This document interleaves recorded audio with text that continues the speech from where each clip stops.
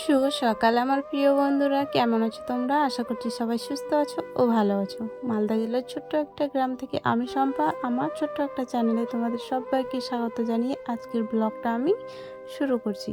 তো যে উনুনের ছাইগুলো আমি উঠে আগে রেখে আসলাম, তারপরে উনুনটা লেপানো আর কি বাকি ছিল, তো ওটাও আমি লেপে নিলাম। তো উনুনটা আমাদের ভালো না গো, মাটিগুলো না ছোটো ছোটো পড়ে গেছে, তো আমি এইসব কাজ না পারি না, মাই পারে। তো মা তো এখন অসুস্থ, তাই এরকমই চলবে, কবে মা লাগাচ্ছে।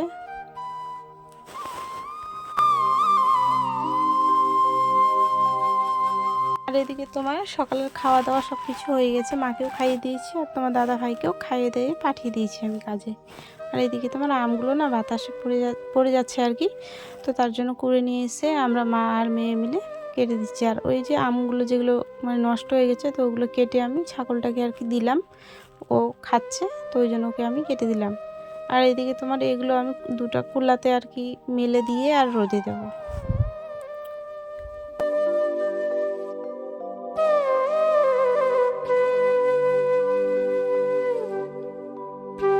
তো সেরকম জায়গা তো আমাদের নেই, তো ওই যে টিনের উপরে আর কি দিয়ে দিলাম, তাহলে হিট ভালো হবে, তাড়াতাড়ি শুকাবে। আর এইদিকে তোমার আমার মেয়ে স্নান করে চলে এসেছে জানো, আর দুপুরে রান্নাবান্না আমার হয়ে গেছে, হয়ে আর কি ওগুলো আমি কাজ করছিলাম।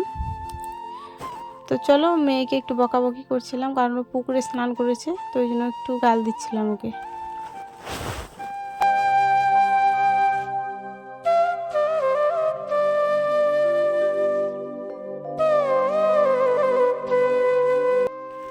আর এদিকে তোমার একটা দুর্ঘটনা ঘটে গেছে, কারণ আমার হাঁস ছাগল মুরগি এগুলো আমার খুব ভালো লাগে।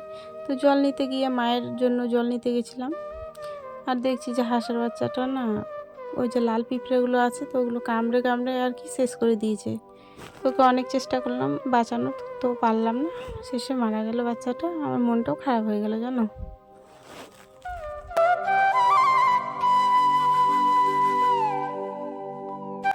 এদিকে তো রান্নাবান্না সব কিছু হয়ে গেছে, হয়ে যাওয়ার পর মাকে না স্নান করানো আবার বাকি আছে। তো মায়ের জন্য আমি বাথরুমে এক বালতি জল আগে নিয়ে রেখেছি। তো চলো ভিডিওটা দেখতে থাকো আর সঙ্গে থাকো।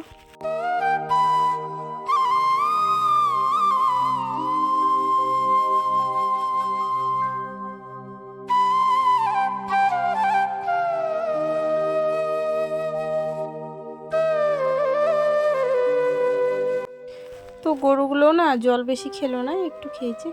খাওয়ার পরে আমি ওগুলো না ওই যে চারাটা আছে, তো ওটাতে আমি আর কি ঢেলে দেবো, জলটা নষ্ট করব না, কারণ গরু খেয়েছে, তো ওগুলো জল আর পায়ে হাতে মুখ ধোয়া যাবে না।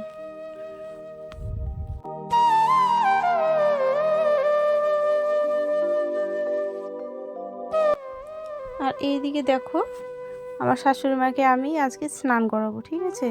তো ওই জন্য আর কি বাথরুমে আর কি মাকে নিয়ে আসলাম, আর এক বালতি জল আগে আমি এনে রেখে দিয়েছি। আর ওই যে পায়ে তোমার ক্যারি ব্যাগ আর কি বেঁধে দিলাম, না হলে কেন বলো তো, পাটা ভিজে গেলে মানে হয়ে যাবে, ভিজাতে বারণ করছে, তো তার জন্য আমি ক্যারি ব্যাগটা আর কি পায়ে বেঁধে দিয়ে আর বাথরুমে আমি ঢুকিয়ে দেবো। তো এইদিকে তোমার দুপুরে রান্না বান্না খাওয়া দাওয়া সব কিছু বাকি আছে, তো আমরা খেয়ে নিব।